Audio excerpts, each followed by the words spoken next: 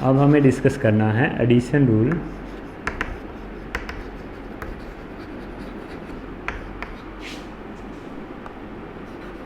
For not mutually exclusive event. जब आपके जो इवेंट है वो म्यूचुअली एक्सक्लूसिव ना हो, उसके लिए आपने एडिशन रूल कैसे अप्लाई करना है ये आपने देखना है। जैसे एक एग्जांपल हम कार्ड वाला ले लेते हैं कि एक आपके पास जो है एक पैक ऑफ कार्ड है।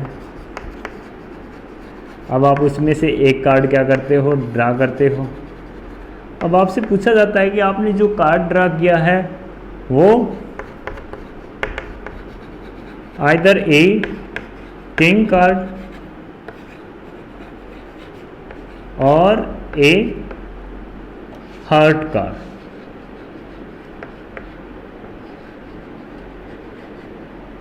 या तो वो क्या है, किंग कार्ड है या वो हार्ट कार्ड है, ठीक है।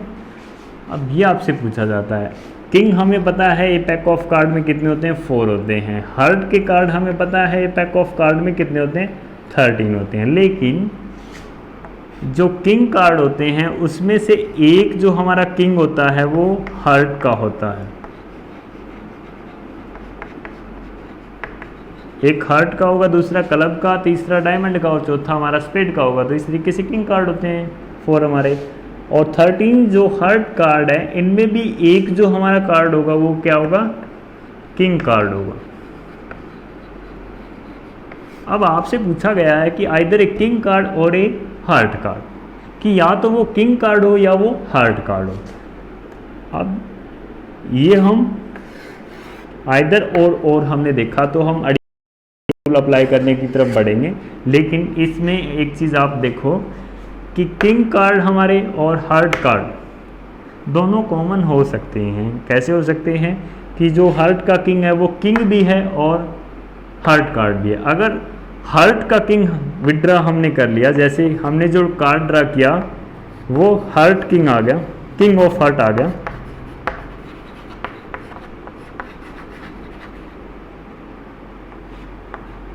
का जो कार्ड ड्रॉन है वो किंग ऑफ हार्ट आ जाता है। उस केस में क्या हो गया, दोनों के दोनों इवेंट एक साथ घटित हो गए, किंग कार्ड भी और हार्ट कार्ड भी है। तो हमें तो ये प्रोबेबिलिटी फाइंड आउट करनी थी कि या तो किंग कार्ड आए या हार्ट कार्ड आए। तो जब दोनों एक साथ इवेंट घटित होते हैं उनके लिए हम यूज़ करते हैं ए एंड बी। अगर 2 इवेंट हमारे पास ए और बी हो और वो दोनों एक साथ घटित हो तो उनके लिए हम ए एंड बी यूज़ करते हैं। दोनों में से कोई एक घटित हो उसके लिए हम ए और बी यूज़ करते हैं, ठीक है। तो अब दोनों एक साथ घटित हो गई और या हम कहें कि दोनों में क्या है, कॉमन कार्ड। तो ये जो इवेंट है किंग कार्ड और हार्ट कार्ड का ड्रॉन करना, ये क्या है, म्यूचुअली एक्सक्लूसिव नहीं है, क्योंकि दोनों क्या हो सकते हैं, एक साथ घटित हो सकते हैं। तो जब आपके पास ऐसे इवेंट हो जो दोनों एक साथ भी घटित हो सकते हो वो हमारे क्या होंगे, नॉट म्यूचुअली एक्सक्लूसिव। अब नॉट म्यूचुअली एक्सक्लूसिव इवेंट को आपको पहले एडिशन रूल अप्लाई करने से पहले म्यूचुअली एक्सक्लूसिव बनाना होगा। म्यूचुअली एक्सक्लूसिव आप कैसे बना दोगे, अगर देखो जब हम प्रोबेबिलिटी फाइंड आउट करेंगे, प्रोबेबिलिटी ऑफ, अगर इसको हम ए इवेंट माने और इसको हम बी इवेंट माने, तो जब हम ए की प्रोबेबिलिटी पहले के अकॉर्डिंग फाइंड आउट करेंगे तो probability of A is equal to हमारा क्या होगा, 4/52 और probability of B is equal to हमारा क्या होगा,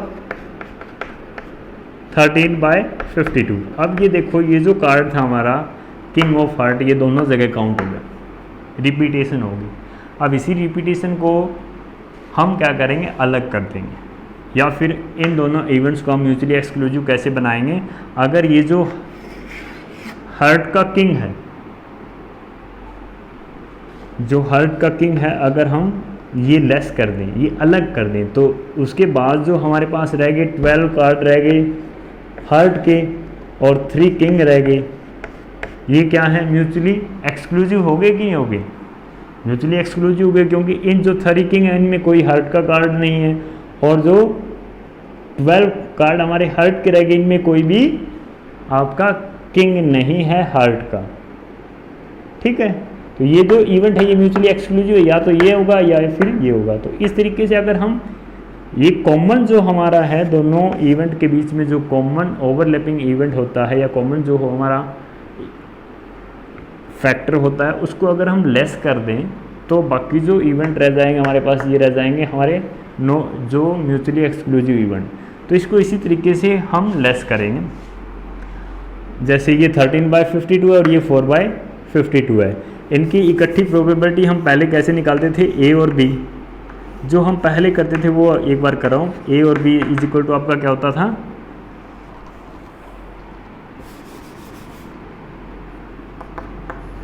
4 + 13/52।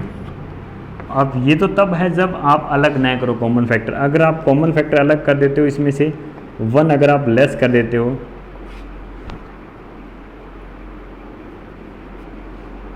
इसमें से अगर आप कॉमन फैक्टर जो आपका 1 है 1/52 इसकी प्रोबेबिलिटी है, वो अगर आप इसमें से लेस कर देते हो तो ये प्रोबेबिलिटी आपकी होगी प्रोबेबिलिटी ऑफ ए और बी।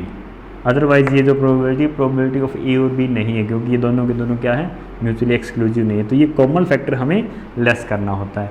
इसको एक और दूसरे डायग्राम के थ्रू जैसे देखो, ये ए इवेंट है हमारा और ये इवेंट बी है।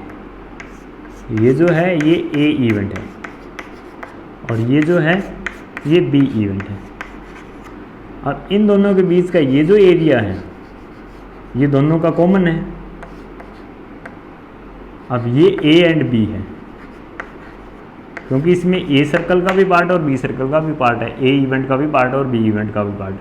अगर हम ये एरिया अलग कर दें, यहाँ वाला ये एरिया अलग कर दें दोनों में से, तो हमें जो एरिया मिलेगा वो ए का अलग से और बी का अलग से मिल जाएगा। दोनों का फिर कोई कॉमन एरिया नहीं रहेगा अगर हम ये अलग कर दें तो यही हमें करना है। अब ये हम किस तरीके से करते हैं, एडिशन रूल देखो हमारा क्या होता है, प्रोबेबिलिटी ऑफ ए और बी इज इक्वल टू आपका क्या होता है, probability of A plus probability of B. अब इसमें से आपको क्या करना है, कॉमन फैक्टर की जो प्रोबेबिलिटी है उसको लेस कर देना है, probability of A and B. अब कॉमन फैक्टर कौन सा होगा, जब दोनों इवेंट एक साथ घटित हो सकते हैं, ए भी घटित हो और बी भी घटित हो, इस बात की प्रोबेबिलिटी अगर आपको निकालनी हो तो वो probability of A and B होगी। तो अगर आपके पास म्यूचुअली एक्सक्लूसिव इवेंट नहीं हो तो उस केस में आप ये वाली जो थ्योरम है एडिशन रूल की ये यूज़ करोगे। प्रोबेबिलिटी ऑफ ए और बी इज इक्वल टू आपका होगा probability of A plus probability of B minus probability of A and B. अब probability of A and B इस एग्जांपल में तो आप काउंट करके निकाल सकते हो। जैसे कॉमन जो आपका कार्ड है वो एक ही है, तो उस कार्ड आने की प्रोबेबिलिटी क्या होगी, 1/52 होगी। तो आप डायरेक्टली इसमें से 1/52 लेस कर दोगे। लेकिन कुछ एक केसेस में ये जो हमारा कॉमन इवेंट होता है या ओवरलैपिंग जो एरिया होता है वो कैलकुलेट करना या काउंट करना हमारे लिए पॉसिबल नहीं होता। जैसे फॉर एग्जांपल ए एक स्टूडेंट है जो 5 क्वेश्चंस में से 3 क्वेश्चन सोल्व कर देता है, 3 क्वेश्चन क्या कर देता है, सोल्व कर देता है। तो ए के क्वेश्चन सोल्व करने की प्रोबेबिलिटी आपकी क्या होगी, 3/5। ठीक है। अब बी एक दूसरा स्टूडेंट है जो 3 में से 2 क्वेश्चन आपके सोल्व कर देता है। अब बी के क्वेश्चन सोल्व करने की प्रोबेबिलिटी क्या होगी,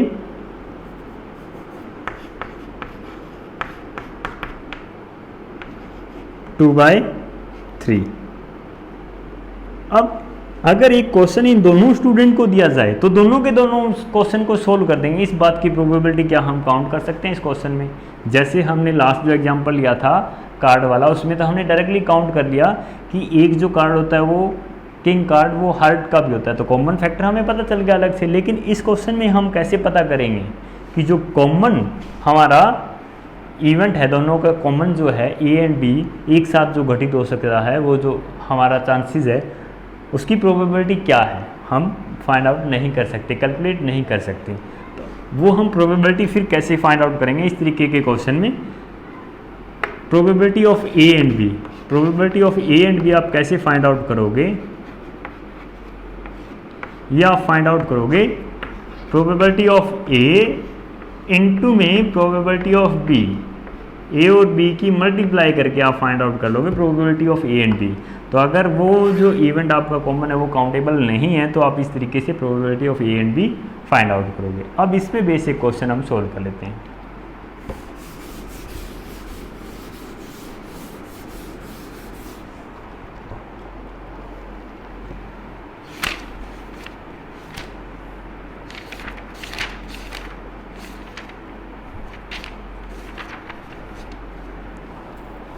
जैसे आपका इलिस्ट्रेशन नंबर 28 है, there are 10 boy and 20 girl in a class. एक जो क्लास है आपकी उसमें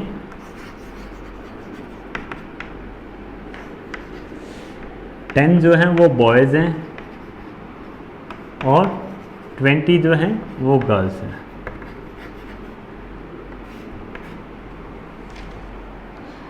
टेन बॉय और 20 गर्ल्स एक क्लास में आपकी, in which half boys and half girls have blue eyes. इनमें से हाफ बॉयज़ आपके होंगे 5 बॉयज़ और हाफ गर्ल्स 10 गर्ल्स। इनकी क्या है, ब्लू आइज है, नीली आंखें इनकी।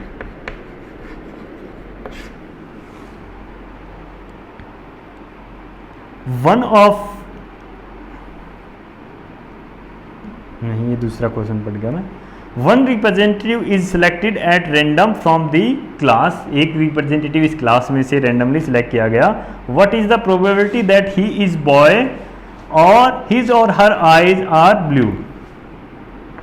जो हमने रैंडमली एक रिप्रेजेंटेटिव सिलेक्ट किया है उसकी हमें प्रोबेबिलिटी फाइंड आउट करनी है। What is the probability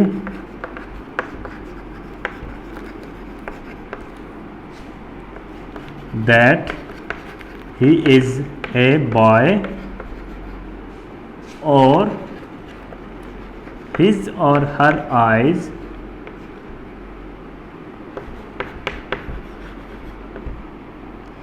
are blue। ये क्वेश्चन है हमारे लिए 28 जो क्वेश्चन है। 30 जो टोटल स्टूडेंट थे आपकी एक क्लास में, उसमें से 5 जो बॉयज़ थे उनकी आइज़ जो ब्लू थी और 10 गर्ल्स की आइज़ ब्लूज थी। और ये आपको रेशियो दे रखा है बॉयज़ और गर्ल्स का, ठीक है। टोटल स्टूडेंट्स आपके ये थे। अब इन 30 स्टूडेंट में से कोई एक स्टूडेंट हमने चुना रैंडमली। अब वो जो स्टूडेंट हमने चुना है उसकी बॉयज़ होने की, या तो वो बॉयज़ हो या फिर उसकी जो आंखें हैं वो ब्लू हो, इस बात की प्रोबेबिलिटी हमें फाइंड आउट करनी है, ठीक है। तो आइदर और का केस बन रहा है हमारा, तो हमें एडिशन रूल तो अप्लाई करना ही करना है। तो इसको हम सोल्व कैसे करेंगे। अच्छा, ये चीज़ें तो लिखने की आवश्यकता है ही नहीं। Total student in a class is equal to आपके कितने हैं 30, एन इज इक्वल टू कितना है 30, ठीक है। 5 बॉयज़ और 10 गर्ल्स आपके क्या हैं, ब्लू आइज़ के साथ हैं, ठीक है। तो अब हम एज्यूम कर लेते हैं, लेट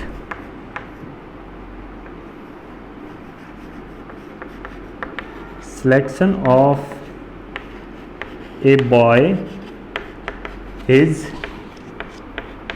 event A। एक लड़के का चुनाव होता है, इस इवेंट को हम मान लेते हैं A event, and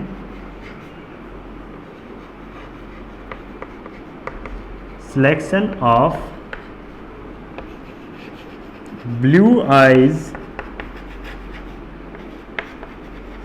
student is event B. Blue eyes का स्टूडेंट सेलेक्ट हो जाता है, इस बात को जो हमने मान लिया है वो है इवेंट बी मानना है हमने। अब probability of happening event A, therefore probability of A, it means probability of selection of a boy student, वो आपकी क्या होगी। बॉयज़ देखो क्लास में कितने हैं, 10 हैं। ये वाले नहीं लेने आपने क्योंकि ये तो ब्लू आइज़ के साथ है। बॉयज़ कितने हैं 10 और टोटल स्टूडेंट कितने हैं 30। तो बॉयज़ के सिलेक्शन की जो प्रोबेबिलिटी वो कितनी होगी 10/30। ये बॉयज़ के सिलेक्शन की प्रोबेबिलिटी है। सिमिलरली इसी तरीके से probability of selection of A blue eyes student, blue eyes के जो स्टूडेंट हैं वो टोटल कितने हैं 15 हैं। टोटल स्टूडेंट ब्लू आइज़ के कितने हैं 15 हैं। तो probability of happening event B, it means जो हम स्टूडेंट सेलेक्ट करेंगे उसकी आंखें नीली हो, इस बात की प्रोबेबिलिटी क्या होगी, probability of B is equal to नीली आंखों वाले स्टूडेंट कितने हैं 15, टोटल कितने हैं 30, तो उसकी प्रोबेबिलिटी आपकी होगी 15/30। अब इसके बाद आप लिखोगे एक लाइन, क्योंकि देखो जो ब्लू आइज वाले स्टूडेंट्स हैं इनमें 5 बॉयज़ भी तो इंक्लूड हैं, तो ये ऐसा भी तो हो सकता है कि जो सिलेक्शन हमने किया है वो बॉयज़ भी हो और ब्लू आइज वाले बॉयज़ हों, तो दोनों इवेंट एक साथ घटित हो सकते हैं। तो दोनों इवेंट क्या हैं, म्यूचुअली एक्सक्लूसिव नहीं है। तो ये चीज़ें आपको खुद ही क्वेश्चन की स्टेटमेंट देख के समझनी होगी कि जो इवेंट है वो म्यूचुअली एक्सक्लूसिव है कि नहीं है। ये आप तभी समझ सकते हो जब आपको पता हो कि म्यूचुअली एक्सक्लूसिव इवेंट क्या होते हैं और नॉन म्यूचुअली एक्सक्लूसिव इवेंट क्या होते हैं, ठीक है। तो अब हमें यहाँ से पता चल जाता है कि इवेंट्स हमारे क्या हैं, म्यूचुअली एक्सक्लूसिव नहीं है। 5 बॉयज़ हमारे क्या हैं, कॉमन हैं। तो अब इसके बाद हम क्या लिखेंगे, अब हम लिखेंगे but out of 15 blue eyes students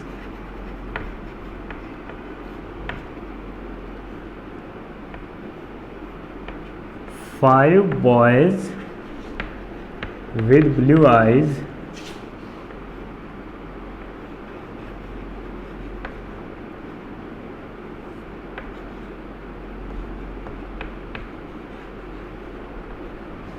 are common, वो क्या है, कॉमन है। अब हम इसके बाद जो लाइन लिखेंगे कि जो इवेंट है हमारे वो म्यूचुअली एक्सक्लूसिव नहीं है, फिर हम एडिशन रूल अप्लाई करेंगे। ये रफ कर देता हूँ मैं। अब इसके बाद का क्वेश्चन हम यहाँ सॉल्व कर लेते हैं। Since event are not mutually exclusive,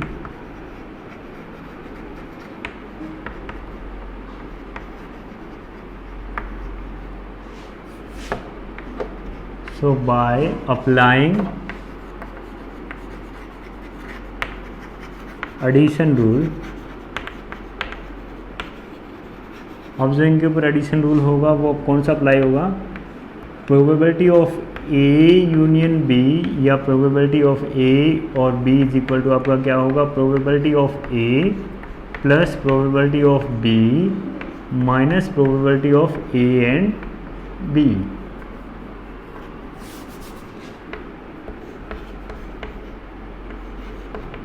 A union B की प्रोबेबिलिटी आप इस तरीके से फाइंड आउट कर सकते हो, probability of A plus probability of B minus probability of A and B. अब ए की प्रोबेबिलिटी आपके पास है, बी की प्रोबेबिलिटी आपके पास है, आपको चाहिए A and B. A and B या तो आप काउंट करके निकाल लो, जैसे काउंट करके 5 बॉयज़ आपके क्या हैं, कॉमन है, तो 5/30 होंगी आपकी ए एंड बी की प्रोबेबिलिटी, या आप ए इंटू बी करके निकाल लो, प्रोबेबिलिटी ऑफ ए इंटू में प्रोबेबिलिटी ऑफ बी। ए की प्रोबेबिलिटी आपकी कितनी है 10/30 और बी की कितनी है 15/30। जब आप इनको मल्टीप्लाई करते हो 2 5, आंसर जो हमारा आ गया 5/30। तो या आप इस तरीके से निकालो, अगर काउंटेबल है तो आप डायरेक्टली भी लिख सकते हो, ठीक है। तो अब हमारे पास सारी प्रोबेबिलिटी है, तो हम निकाल सकते हैं प्रोबेबिलिटी ऑफ ए और बी इज इक्वल टू हमारा क्या होगा, प्रोबेबिलिटी ऑफ ए हमारी कितनी है 10/30 प्लस प्रोबेबिलिटी ऑफ बी हमारी कितनी है 15/30 minus probability of A and B अभी हमने निकाली है वो है 5/30, 20/30 आ जाएगा आंसर, या 2/3। जब आप इसको सोल्व करोगे एलसीएम आपका 30 आएगा, 10 + 15 25 - 5 20। तो ये प्रोबेबिलिटी होगी आपकी, जो स्टूडेंट आपने सेलेक्ट किया है वो बॉयज़ हो या फिर वो ब्लू आइज वाला स्टूडेंट हो, ठीक है। तो इस तरीके से क्वेश्चन आपको इस पे बेस्ड सोल्व करने हैं। एक और क्वेश्चन हम सोल्व कर लेते हैं इसी पे बेस्ड।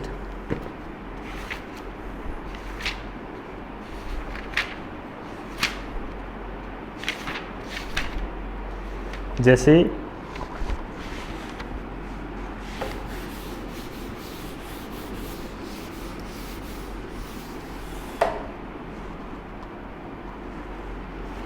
इलिस्ट्रेशन नंबर 31 आपको दिया गया है। A student apply for a job in two firm. एक जो स्टूडेंट है वो two firm X and Y में जॉब के लिए अप्लाई करता है। एक्स एंड वाई फर्म है हमारी, उनमें क्या करता है, जॉब के लिए अप्लाई करता है।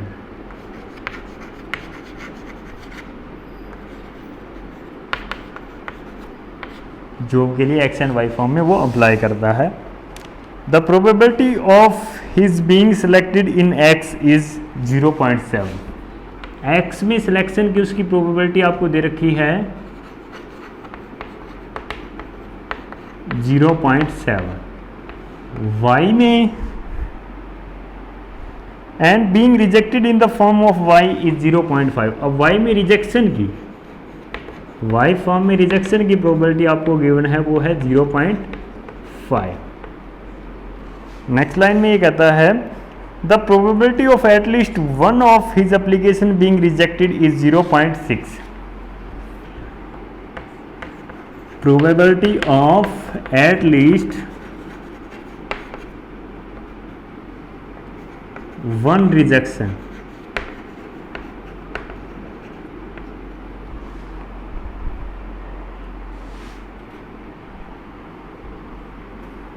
ऑफ हिज एप्लीकेशन, उसके एप्लीकेशन की जो रिजेक्शन की प्रोबेबिलिटी है एटलीस्ट वन की, वो क्या है 0.6 की, उसका एप्लीकेशन फॉर्म ही रिजेक्ट हो जाएगा।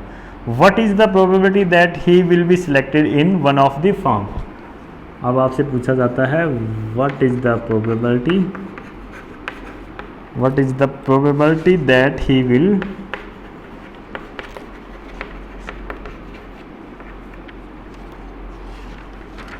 be selected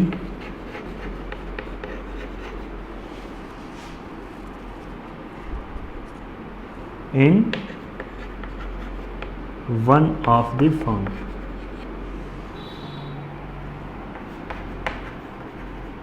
ये क्वेश्चन है आपका।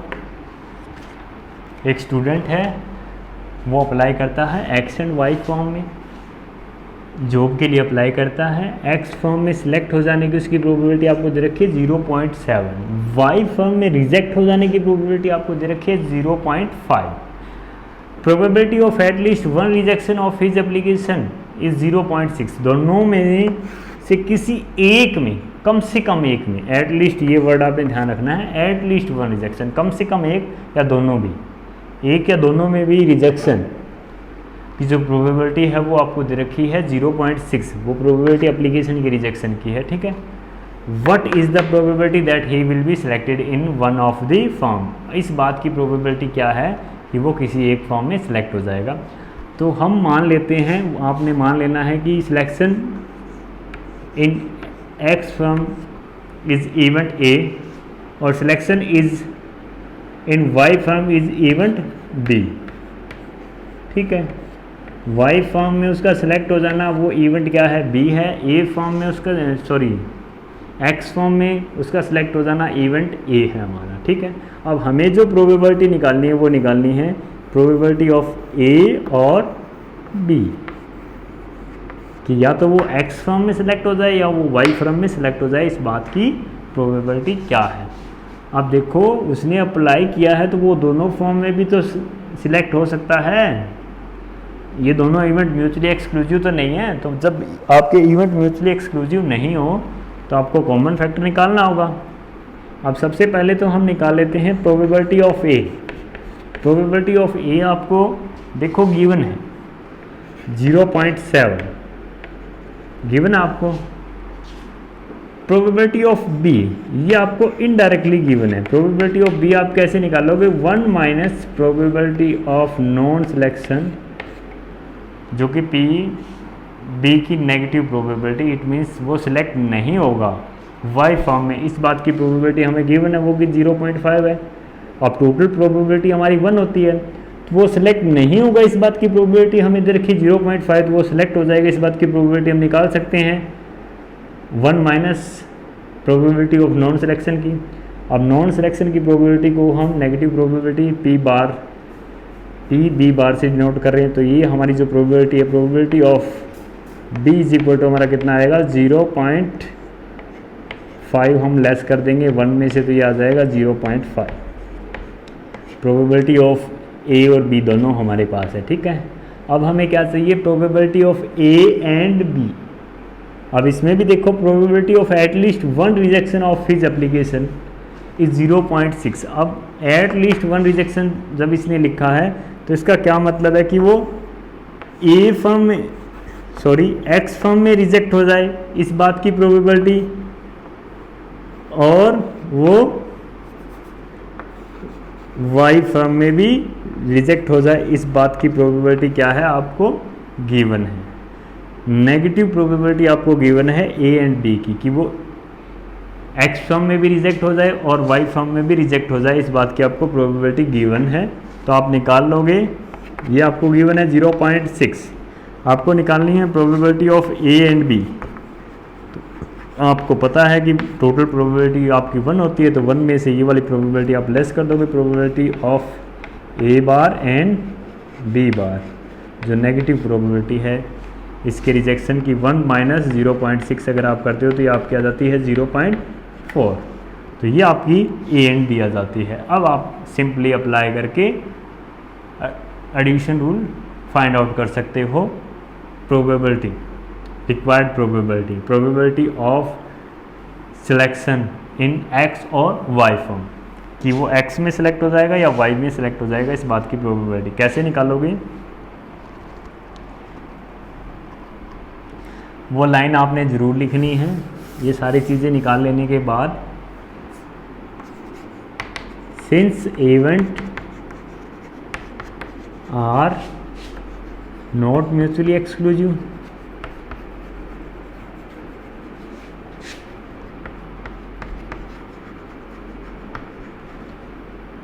so by applying addition rule,